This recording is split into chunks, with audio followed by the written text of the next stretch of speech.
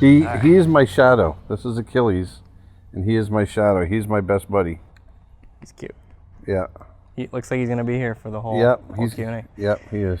All right, guys. Well, welcome to Proko. My name's Stan Prokopenko. I'm here at Aaron Blaise's house. We've been filming, and this is my last day here. Yeah. So before I leave, Finally. I wanted to.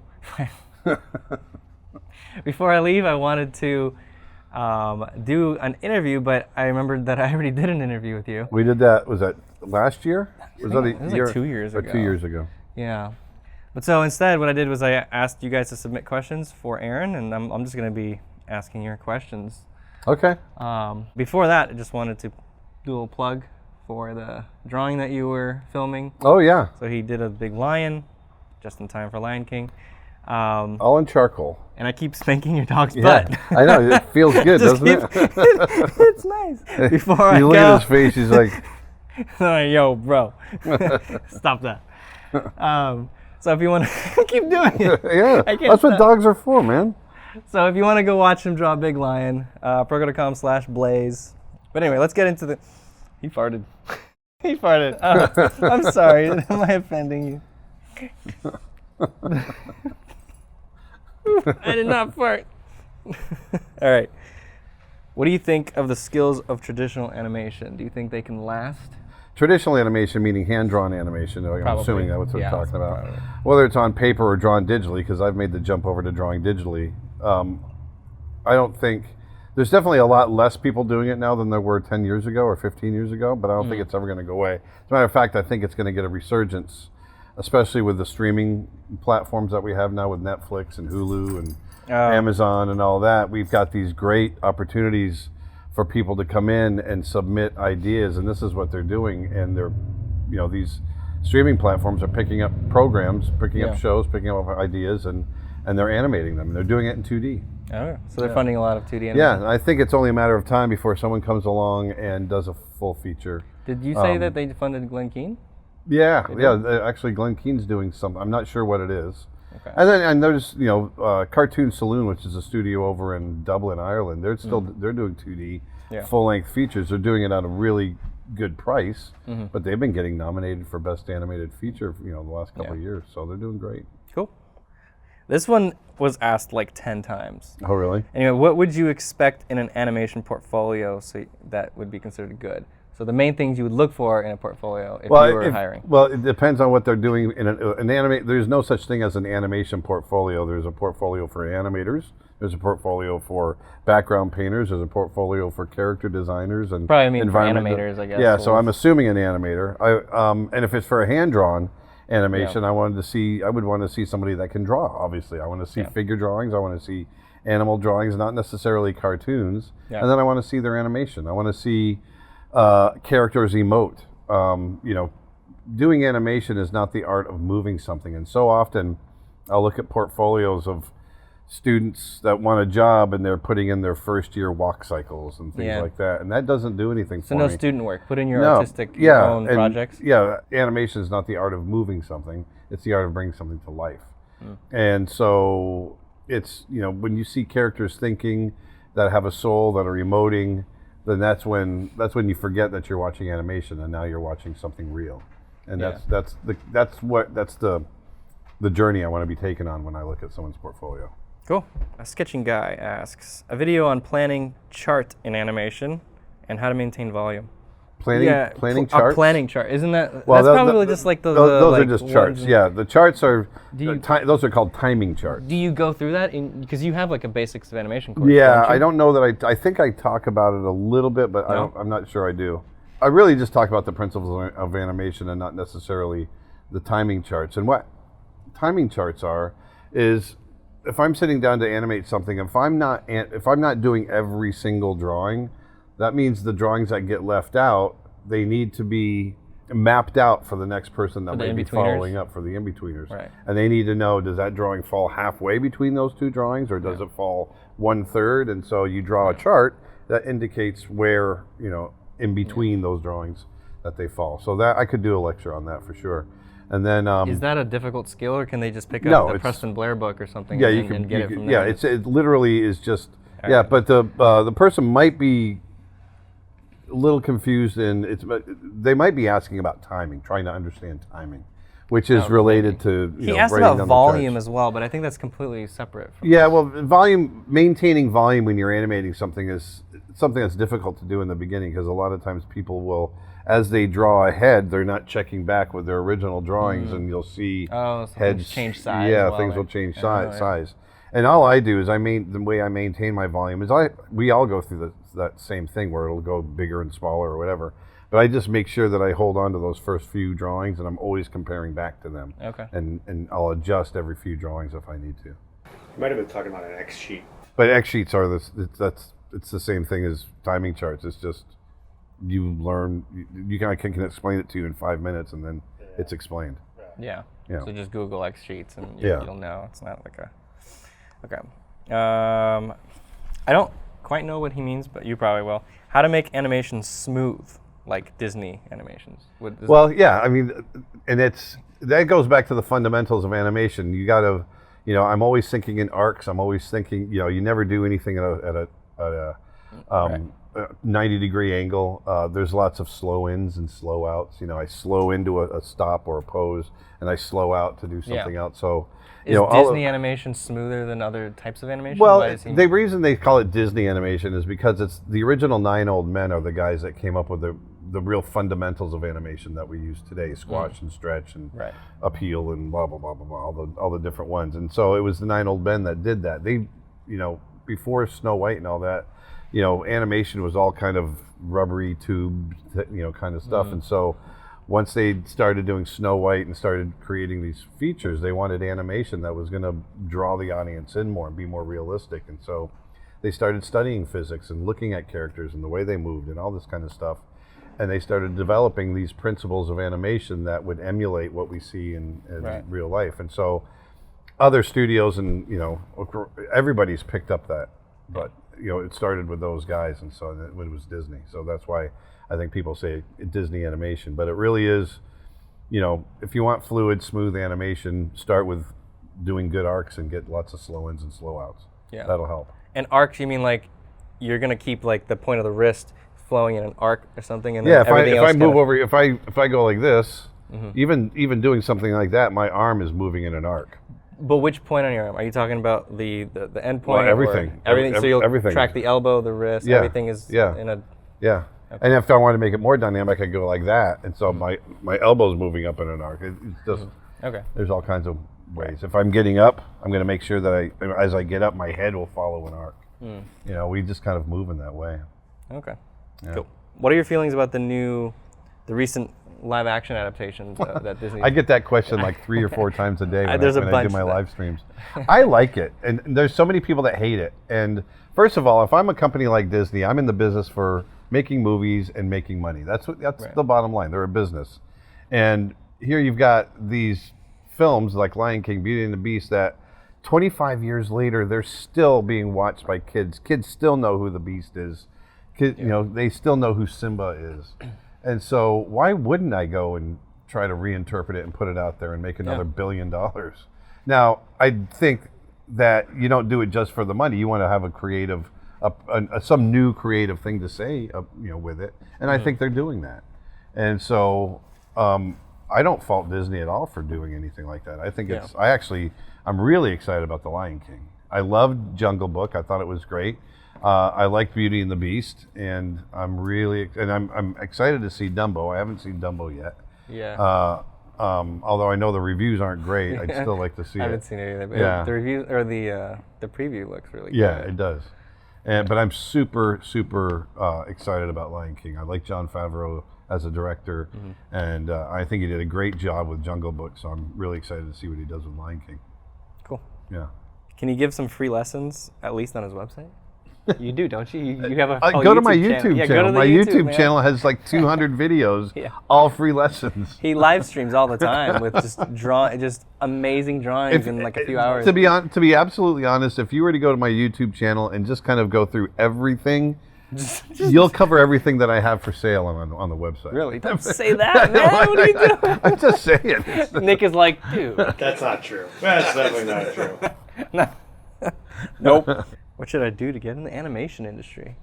You know what? It's so funny. It's another one of those questions that you. Yeah, no, but if you would have asked me 15 years ago, I could have told you. Things have changed so much now. Is it harder or easier? I think it's harder. It's way harder to get in. More competitive? I mean, think about when I came into the animation industry, Disney was thinking about shutting down the animation. I mean, animation was virtually non-existent. It was a dead art.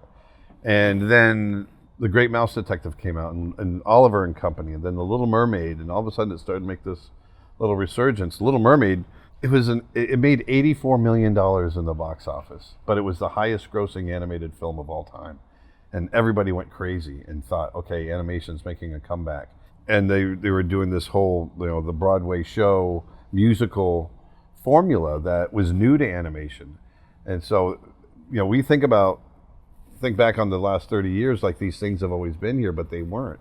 And so when I was starting, it was, it started with Little Mermaid, and then went to Beauty and the Beast, and that blew up. And then all of a sudden Aladdin blew up, and then Lion King blew up, and it became this thing. What do all those have in common? Well, I think Aaron Blaise. Yes, it was me. It was all me. You did it. Dang. Thank you. Yeah, you're welcome. Yeah, it was all me. Back then it was all about, hey, you have to, if you want to work on an animated film, first thing you got to be able to do is draw. Well, that's not the case anymore. Animators don't need to know how to draw. They need to know how to move things around in 3D and how to act and all that. They need to understand those types of things. They need to understand squash and stretch. They need to understand the fundamentals of animation, but they don't need to draw. Yeah.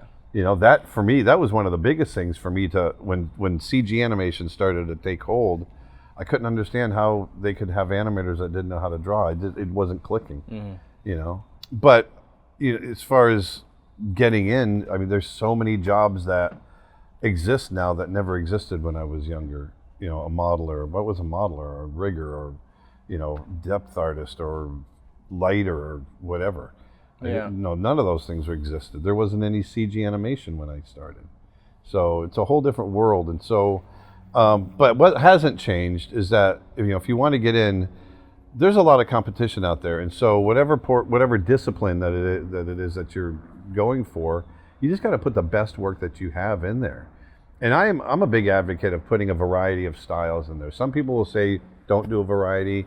I think having a variety of styles, especially if you're going to go to a studio where you want to stay and work on multiple pictures rather than bopping around, each picture stylistically is going to be different. And so if you have the ability to change your style, especially as a designer, character designer, environmental designer, whatever, then you're going to be more of a commodity. Right. You show that you can adapt to all of the movies, and they could bounce you around. Yeah, exactly. Cool.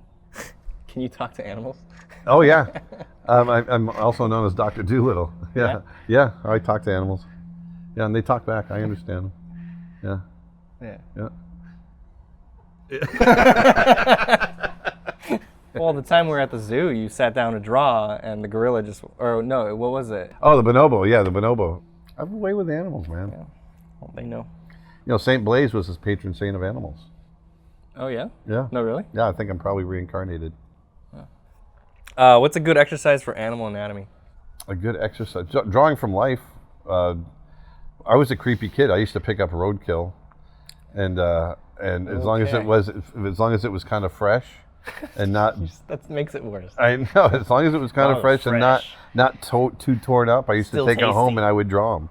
Yeah. And then once it got a little yucky, then I would put it out in the woods, and then in a few months I'd get the bones out, and then I'd draw the bones. I did. Worse. My other name is Jeffrey Dahmer. Oh, okay. So, no, I did. I actually, like, some of the birds that I would get, once they started to rot, we lived in this trailer, and if my parents weren't looking, I'd throw them up on the roof, and then they'd disintegrate, and the vultures would come down and pick them apart, and then I'd go up on the roof and get all the skulls and the bones and bring them back down and sketch them and draw them. So that's what I did. Nice. So that's a good exercise for animal anatomy. Pick up roadkill. Go and do that. No, go draw from life, or there's plenty of stuff on Google. Yeah, or from death. Yes. There's plenty of stuff on Google nowadays where you can find all kinds of anatomy reference. Yeah. And There's more reference. Like, you didn't have the internet. No, I you didn't had have. to Yeah. go and find reference. Yeah.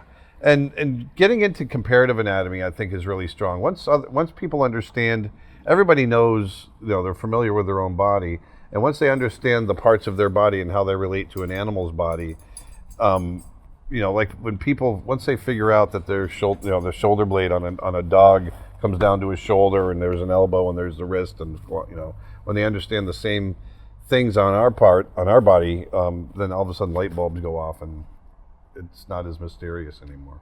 The hardest thing for me is figuring out all the ways that these shapes deform as they move. Right.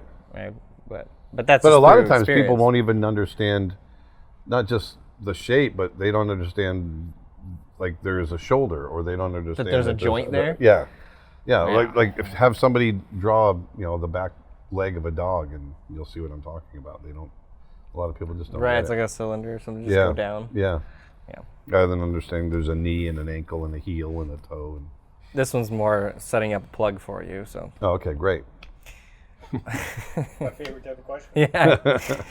My design college exam is coming up, so please make a video on animal figure drawing.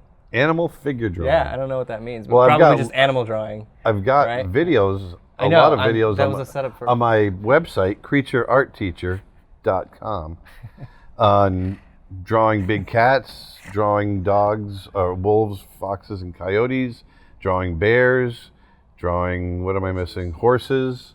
I've got lots of it, and I go through their anatomy. I also dive into my animation background, and I take you through how to do walk cycles and run cycles and how they move and all that kind of stuff. So Okay, your time's up. yeah, so that's how you can do it. Creature art teacher.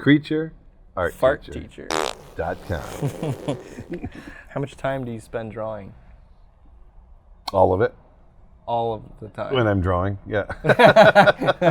No, I spend a lot of time. I mean, sometimes I'll go a week without drawing, and sometimes I'll draw every day for 6 hours a day or 7 hours a day. So Yeah. I draw a lot. What advice would you give to artists who think they'll never hit professional standards? Well, if you don't think you'll ever hit professional standards, then you're already doubting yourself. Right. You can't go at it like that. And that sounds like somebody also that's comparing themselves to other people a lot. Everybody can hit professional standards. I just think they can. It's just learning how to see, how to translate what you see, what you know, get it out through your hand, and it takes practice. And if it's something you want, then you just have to drive. You got to drive hard and go for it. That's all I can say. You got to be so excited about it that you don't care if you fail. You just exactly. go into it. You got to live love it, breathe it, love it. Yeah, exactly. And then it's not about the professional standards will happen. Yeah. I get a lot of that. I feel like there's so many artists out there that just doubt themselves and don't have confidence. It's like one of the biggest issues. Yeah. They just hit these And blocks. so often they're comparing themselves to somebody else, and that gets them down. And I compare myself to other people and see. But it's inspiring to you, right? It's inspiring. Yeah. It's like, oh my gosh, I've never seen anything treated like that, or look at the way they painted this or whatever, and it inspires me to try something different. Yeah. Yeah, absolutely. How did you get to know Proko? Did you watch his anatomy course? Oh no, I won this lottery. Oh yeah. I did. There's a lottery. I got it out of the cereal box. Yeah. And it was awesome. And that was the prize, was meeting you. Yeah. Do you feel your art has a spiritual foundation? Not religious, but spiritual. Yeah, I think all art does if you approach it seriously. I mean, even sitting in a studio figure drawing, there's something magical, I think, and whether you want to call it spiritual, magical, whatever, of taking what we see with our eyes, there's this light that's out there bouncing off an object coming through our eyes, and our brain is reinterpreting it, and it's coming through our hand and going onto this board. And there's just something weirdly magical about that. And yeah, I think it is spiritual, and and what comes out is this transformation, this translation that is, it's us. It's even if you're translating something literally, it's still part of you is coming out with it.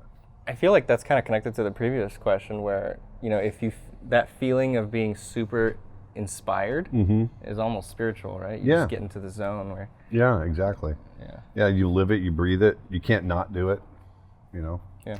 So, I'm watching this cardinal up here. He's just been flitting around. See him in the tree right there? The red bird. He's been flitting around eating the fruit and everything. What's your favorite scene in Brother Bear? Transformation. The transformation sequence when he goes from a human to a bear. When we knew that story point had to happen. It's my favorite because of I think artistically it's great, but the way we got there, it just took so many people, and it was the work of so many people all wrapped into one. Because Bob, my co-director, and I, we didn't know visually what we were going to do. We had no idea. We just knew we had to have this big magical transformation. And I always tell this story. It's a perfect example of, a director not having to have all the answers and really trusting in the crew that you've hired. And we went to this guy named Richie Chavez, who is a visual development artist at Disney. He's absolutely brilliant. He's an art director now, as well.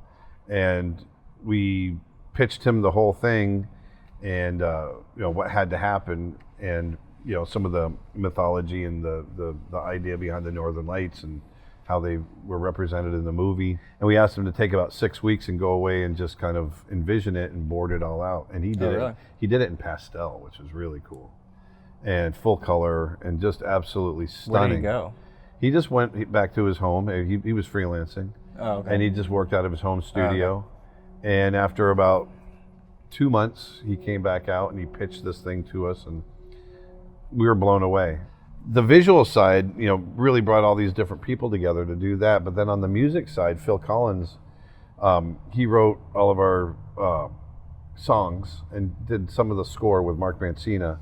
But there's actual lyrics during the transformation, and it's talking about seeing with new eyes and yada yada yada and love, and we took that and we brought it to the University of Alaska, and we had it translated into Athabascan or Inuit. I think we had it translated into Inuit, which was that we were kind of pulling from those cultures up there for our movie. And so now the song is being sung in, this language that very few Westerners have heard.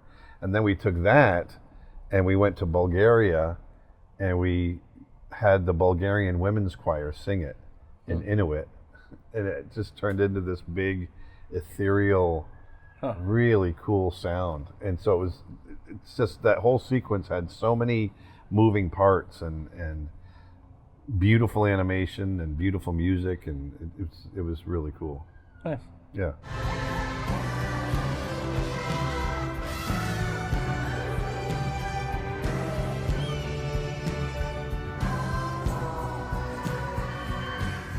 Would you ever direct a live action movie? I'd love to direct a live action movie if something came along. Yeah, absolutely. Can we get your Photoshop brushes for free? You can get my the one that I sketch with all the time. I use it like 90% of the time. Yeah. All you have to do is it's another plug. You go to creatureartteacher.com and sign up for my newsletter, and you'll get the brush for free. You automatically get it sent to your email? Yeah. Okay. Yeah. What is the best advice you can give to someone who's been mostly working traditionally, moving to digital? Because you had to do that. I did do that. You were so comfortable with traditional. Yeah, and for switched. me, it was what held me back for so long was just the fear of the digital. I didn't know how to use a computer, but then I just realized I had to do it, or I was going to be left behind, and so I just made that jump. Now, granted, I had the ability to go into Disney and say, "Hey, I need a Cintiq and I need Photoshop and I need it tomorrow," and I had. Okay. Well, assuming people have a Cintiq or a I really tablet. do think having the right tools, though, is what I'm saying. Okay. Having the right tools helps. And I think if you're making the transition from traditional to digital, I think having a Cintiq really eases that transition. Okay. Just because you're drawing, the exercise that you're doing stays the same. Right. You can be drawing on paper, or you can be drawing on the Okay, so you're screen of a saying Cintiq. not a tablet, Not a tablet. a Cintiq. So Yeah, draw on I a know, and I screen. know that's hard. Right. A tablet is obviously the next best thing, but I do think if you can afford it, if you can get a Cintiq, even a small one, then I think it really eases that transition. For a someone lot. who's really comfortable with traditional, Right, It's and then it's just a matter of over time learning the software, Right. whatever it is that you're using. So, and if it's animation that you're going from, traditional animation to CG animation, it's the same thing. You've got to learn the software. Now, I never made that transition to go to CG animation, like in the way that they do it now. I do still do hand-drawn animation, but I do it digitally. Yeah. But I've never made the other jump. Is it because you don't want to, or? I never really had the opportunity, and I was directing a couple of films at Disney, and I just never, I knew the language of animation, so I was able to direct the animators on what it was that I was looking for, but I just actually never sat down and learned The software. the process, the software. Okay. That was literally a matter of schedule time, right? Like I was having 14 meetings a day. Yeah, just crazy schedules. That's part of being a director? Yeah, because you're involved in everything. Yeah. So. Did you work on the Disney movies with Paul Felix? I did. I know Paul Felix. We worked on several films together. Matter of fact, I hired him to do stuff at the beginning of Brother Bear. He designed. He did a lot of our visual development and helped us find our look to the film. Matter of fact, there's a shot in the beginning of the movie during the Great Spirit song that Tina Turner sings, and we follow these geese across this big waterfall, and there's this giant glacier sitting in the middle of this river, and that was based on one of Paul Felix's paintings. Oh, cool. Literally, right off of his work. Nice. Yep. Did you cry drawing any of the sad scenes in Lion King? I didn't draw any of the sad scenes in Lion King, but I did cry when I saw. Yeah. Well, the scene where Simba's trying to wake up his dad after his dad's been pummeled. Yeah. I was right there when they shot the scene for the first time. So Mark Henn, who animated the actual shot, came out of his office, and we'd all been anticipating it, So we sat there and waited for him to shoot it, and then he played it back, and we all cried. Yeah, it was really good. And then I've got another story with James Earl Jones, who is the voice of Mufasa. Mm-hmm. He came to the studio, and he and his wife, and he hadn't seen anything of the movie.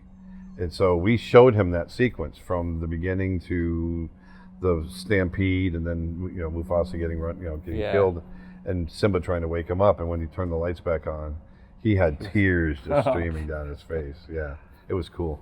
That's cool. It was really cool. Dad,